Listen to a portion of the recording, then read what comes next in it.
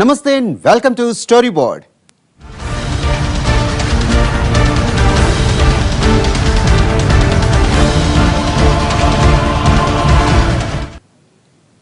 Mafia ఈ పేరు వినగానే వెన్నులో వణుకు పుడుతుంది, నెమ్మదిగా చెమట పడుతుంది. అంతలా దేశాన్ని వణికిస్తోంది మాఫియా. డాన్ కో పకడ్నా ముష్కిల్ నహీ నాముమ్కిన్ హై అంటూ అప్పట్లోనే డాన్ రేంజ్ ఏమిటో సినిమాల్లో చెప్పుకొచ్చారు.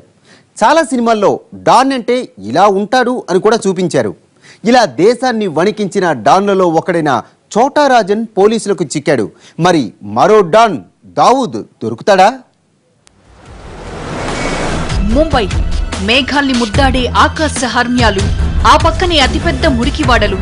ఓవైపు ఇండియన్ ఎంటర్టైన్మెంట్ సెంటర్ బాలీవుడ్ అందాలు, మరోవైపు పొట్టకూటి కోసం ఒళ్లమ్ముకునే వేశ్యా వాటికలు, కోట్లలో బిజినెస్లు, ఆ పక్కనే ఆకలి కేకలు.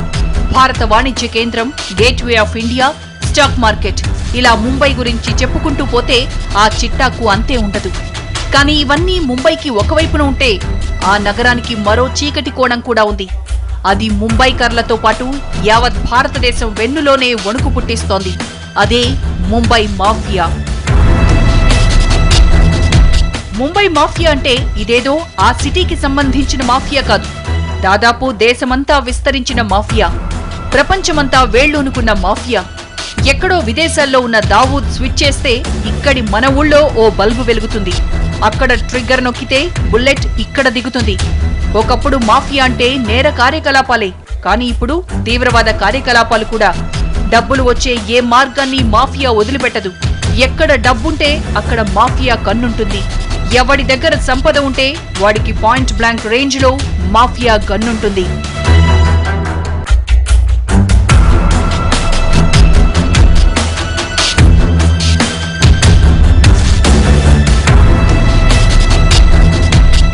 (1960లో సాధారణ రౌడీలుగా, గూండాలుగా ఉన్న వ్యక్తుల నుంచి ముంబై మాఫియాకి బీజాలు పడ్డాయి. ఆపై నెమ్మదిగా ఇది విస్తరిస్తూ 1980ల నాటికి ప్రభుత్వాలను శాసించే స్థాయికి చేరింది. ఆపై ఇందులోకి కొత్త తరం అడుగు పెట్టాక విదేశీ శక్తులతో చేతులు కలిపి దేశానికే ప్రమాదకరంగా మారింది. 1990లో తీవ్రవాద సంస్థల దోస్తీతో దేశంలో నరమేధాన్ని సృష్టించాయి. పాక్ నిఘా సంస్థ ఐఎస్ఐతో కలిసి దావూద్ గ్యాంగ్ 1993లో చేసిన వరుస బాంబు పేలుళ్ల ఘటనతో ముంబై మాఫియా ఎంత ప్రమాదకరమైనదో ప్రపంచానికి తెలిసొచ్చింది. అప్పటి వరకు ముంబై డాన్లను లోకల్ గూండాలుగా భావించిన అమెరికా వాళ్లను కూడా మోస్ట్ వాంటెడ్ టెర్రరిస్టుల జాబితాలో చేర్చింది. ఇలా ఒకప్పుడు ముంబైని గడగడలాడించిన డాన్లంతా ఇప్పుడు పాకిస్తాన్, ఇండోనేషియా, దుబాయ్ ఇలా తదితర దేశాల్లో ఉంటూ అక్కడి నుంచే పాయింట్ టు పాయింట్ తమ మాఫియా గ్యాంగ్స్ ను ఆపరేట్ చేస్తున్నారు.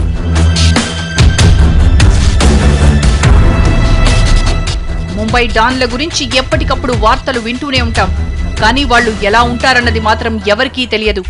ఆఖరికి మన దేశ నిఘా వర్గాలు కూడా వాళ్లు ఇప్పుడు ఎలా ఉంటారన్న ఒక్క ఫోటో కూడా సంపాదించలేకపోయాయి.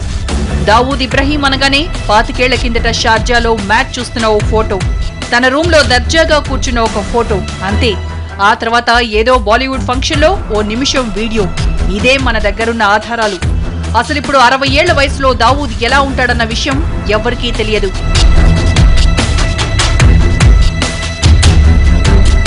ఇక మరో డాన్ చోటా రాజన్ విషయం కూడా నిన్న మొన్నటి వరకు ఇంతే.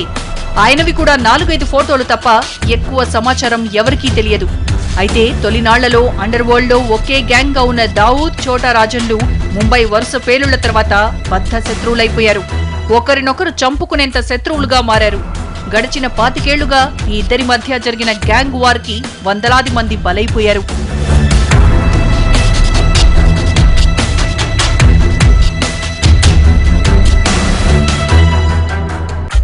శత్రువుకు శత్రువు మిత్రుడన్నట్టు దావూద్ కి బద్ధ శత్రువైన చోటా రాజన్ ను మన దేశ ఇంటెలిజెన్స్ విభాగం చాలా రకాలుగా వాడుకుంది. అసలు దావూద్ నేర కార్యకలాపాల గురించి తెలుసుకోవడానికి ఐబీకి చోటా రాజన్ చాలా ఏళ్లుగా సాయం చేస్తున్నాడు.